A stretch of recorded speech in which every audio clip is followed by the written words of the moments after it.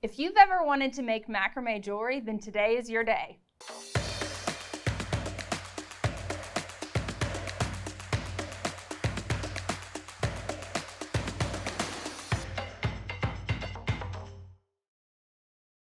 Hey guys, I'm Laura, and today we are going to be making a turquoise and gold macrame braided bracelet. Turquoise is super popular right now, and turquoise and gold is one of my favorite combinations. And we've got this great tool, it's called the Knotty Do-It-All, that I'm going to use, and I'm going to show you guys kind of some of the great things about this tool. But I love macrame, I love knotting. Another thing that's super popular right now is like the friendship bracelets. That's kind of a trend. I wanted to show you guys my take on that, and we'll make a fun, simple little macrame bracelet. Let's go over the tools and supplies that we're gonna need for this project. First, we're gonna need our cord. This is waxed cotton cord, and you can use whatever color you like. We're gonna need our Knotty Do-It-All board, some gold bicone beads, gold lobster claw clasp, chain nose pliers, flush cutters, some glue, this is GS HYPO cement, and a lighter. All right guys, so before we get started, I wanna talk to you a little bit about this really awesome board called the Knotty Do-It-All. It's something that we really love and all use a lot here at Jewel School, and it makes your life so much easier if you're doing any kind of macrame, braiding, any kind of cord work. This is really something that has become a must-have for me. So this bag comes with all kinds of great pegs and clips, and it's got these large eye needles that you can use. You've got a little bobbin to keep your cord from getting tangled. And you just use these pegs throughout your board to kind of guide your project along, or you can use the clips to hold your cords in place while you're doing your knotting or your macrameing onto your cord. I like to start at the 0 point up here, so that's where we're going to start and work my way down. That way I can measure as I go along, and I'm not having to pull my project off of whatever it is surface I'm using and then measure it and try to figure out how to start back without messing up my braid. All right, you guys, let's get started. The first thing we're gonna do is measure out our cord. I use the old school method of measuring, which is I measure with my arms. So I'm gonna do 2 arms lengths worth of cord. And this is gonna be too much cord, but that's okay. I like to have enough cord to grab onto and have leverage when I'm braiding. That way I can really get my knots nice and tight. So I'm just gonna, like I said, 2 arms lengths worth of cord, cut that with my flush cutters, and then we're gonna bend this cord or fold this cord in half back on itself. So just line up those ends down there. And then we're gonna pull this up into a loop up here at the top where that fold is. And I'm just going to do a little overhand knot here.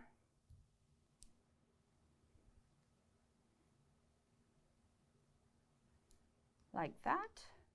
And then I'm going to pull this tight. This is going to be one side of our clasp. So we're going to put our lobster claw on the other end, and then your lobster claw is going to grab onto this loop. So make sure we get that nice and tight. And sometimes I use my chain nose pliers. I go in the loop and kind of spread that loop open with my pliers just to tighten that knot a little bit more. But because this is wax cotton, the wax really adds some extra hold to your piece. So I've got a clip peg the clip comes on the peg, and you just put it down in the hole. And I've got it at 0, which is where I want to start. And then I'm going to open up my clip, and I'm just gonna slide my cord on there, and it's gonna clamp it shut, so that's not gonna go anywhere, and I can go ahead and start braiding on there. Next up, we're gonna string our beads. And sometimes it can be kind of difficult with cords to string beads on cords without a needle. One of the great things about this cord is that it melts, so we can kind of pull our cord into a needle shape so that it's a lot easier to string our beads on. So I'm just going to take my lighter and melt the end of this a little bit, and while it's still melted, pull it into a needle. And that got it. Sometimes you have to trim your little needle up because it got a little fat so it probably wouldn't fit through my beads, but so I'm just going to trim this up with my flush cutters and get it nice and skinny so it'll go through the hole in my beads. So now we're ready to start stringing, and I like to string all of my beads before I get started.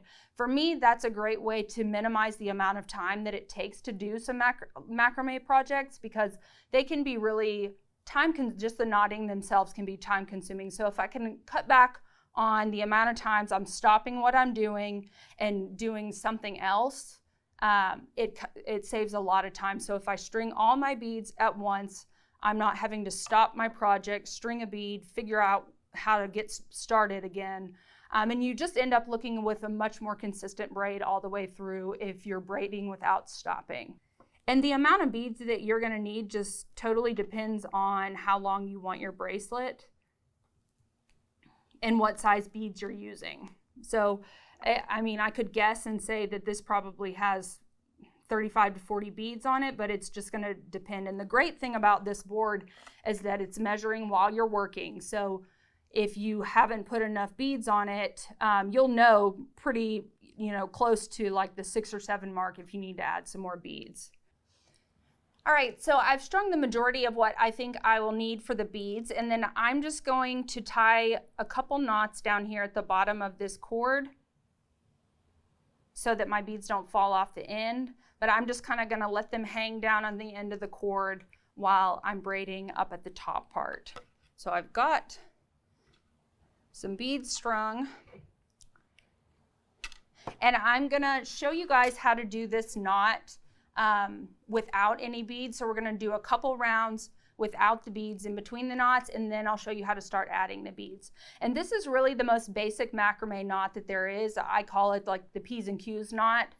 So we're going to make a P, and then we're going to make a Q, and then make a P and make a Q, and it's the same movement over and over again. So I'm going to start with a P.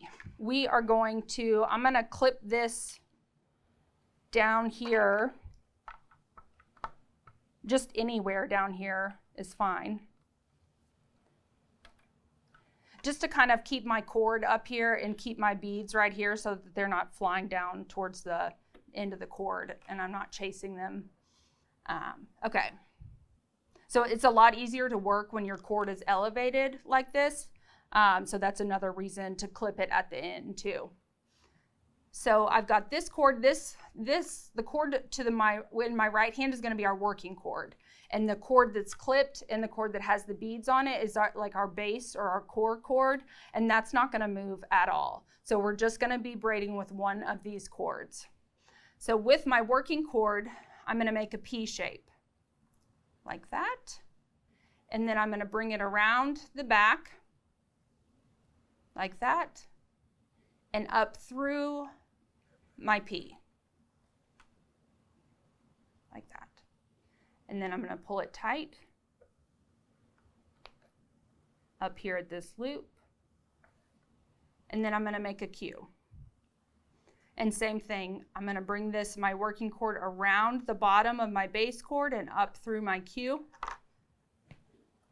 like that, and pull it tight down here by my loop. And then I'm going to make a P, bring my cord around the bottom of my base cord and up through my P, pull it tight again. And it's really important to get these tight and get all your slack out of here when you're pulling these up tight, because that really impacts the look. You want a consistency in your knots. That's kind of what makes macrame look so cool, is you've got all these consistent knots one after another. Kind of inspect your knots as you're going. So I'm going to make one more Q, bring my cord around the bottom and up through my Q.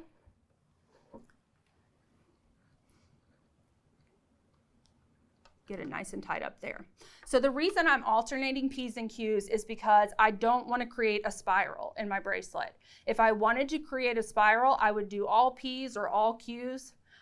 Staying on the same side creates a spiral effect with your beads, but I wanted these to stay lined up. So you alternate which side you're working on to keep it in a straight line and not spiral around your bracelet. So now we are ready to add our first bead. So I'm just going to slide a bead down here. And I'm going to make my P exactly like we just did before. Bring my cord through the bottom, or through my P, and pull that tight down there next to my bead. Like that. Pull another bead down, and now I'm going to make a Q.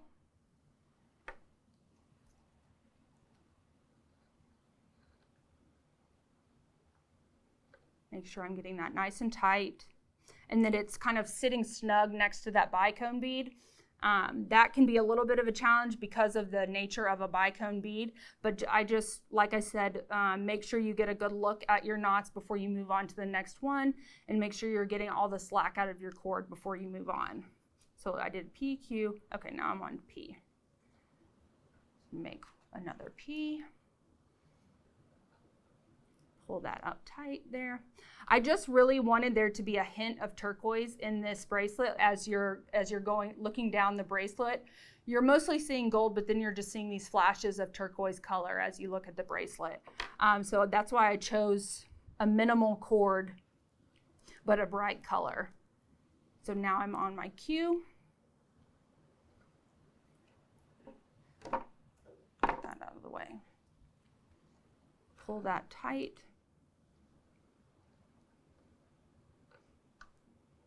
Like that.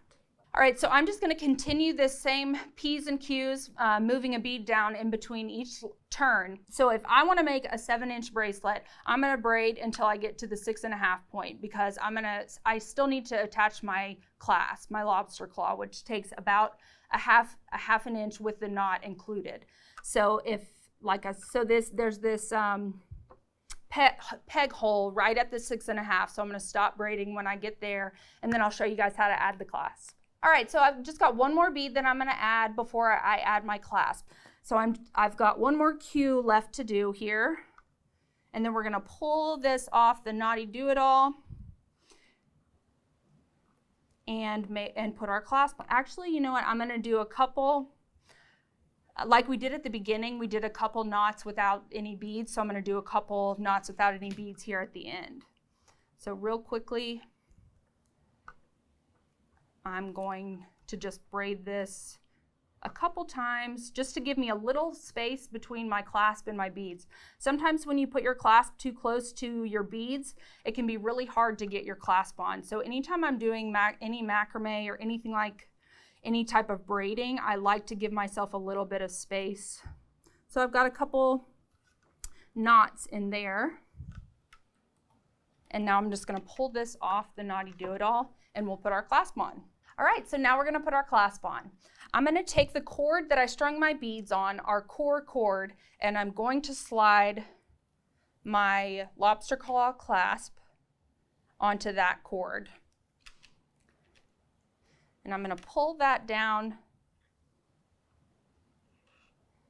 onto, like, pretty close up next to my the end of my bracelet. I want to leave a little bit of room. We're going to do some upside down P's and Q's. Okay, now I've got my lobster claw pulled down towards the end of my bracelet. And this is my core cord that I've been braiding onto. And I'm just going to hold that with the rest of my bracelet. Just get that nice and snug down there.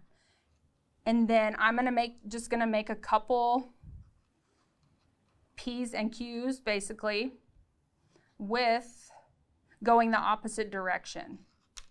This is kind of hard to see because I've got to hold on tight with my fingers down there.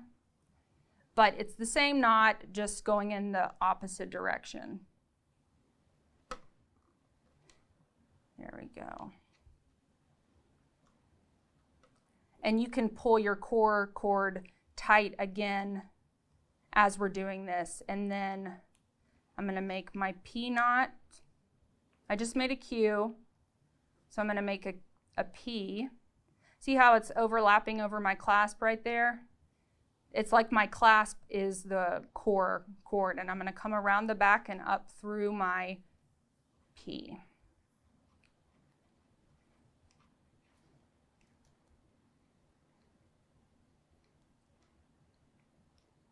Pull that nice and tight.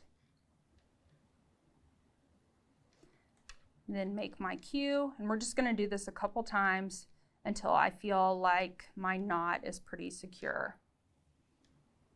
And then we're going to use our torch to melt our cords so that it's or our lighter to melt our cords so that it's really super secure on here. Pull that tight.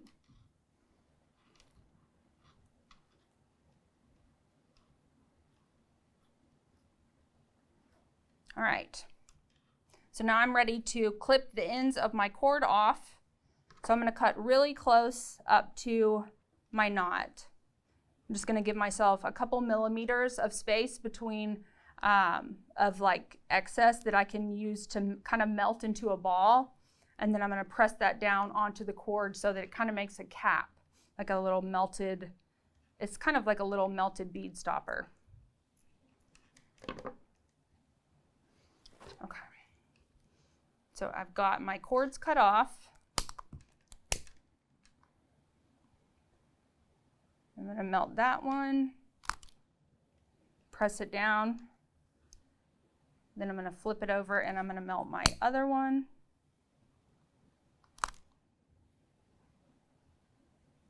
Press it down so that it's not sticking up off my bracelet. And then we're done. That's all there is to it, you guys. And here's our finished bracelet. And see, we just clasp our lobster claw right onto that cord, so you don't need a jump ring or anything. And see, you can just kind of catch a glimpse of the turquoise as the bracelet goes around your wrist, and that's kind of what I was going for. All right, so let's go back over one more time the tools and supplies that you're going to need for this project. First, we're going to need our cord. This is a waxed cotton cord. We're going to need our beads. These are gold colored bicone textured beads, and we're going to need a gold colored lobster claw. We are going to need our Knotty Do-It-All board, our flush cutters, our chain nose pliers, a lighter, and some GS HYPO cement, just in case you want to give a little extra security to the knots at your clasp. If you want to pick up any of the tools and supplies I used for this project, check out the links in the description below. I used turquoise cord for this project. What color would you use? Let me know in the comments. And don't forget to like, subscribe, and ring that bell so that you don't miss out on any of our future projects. Thanks for watching.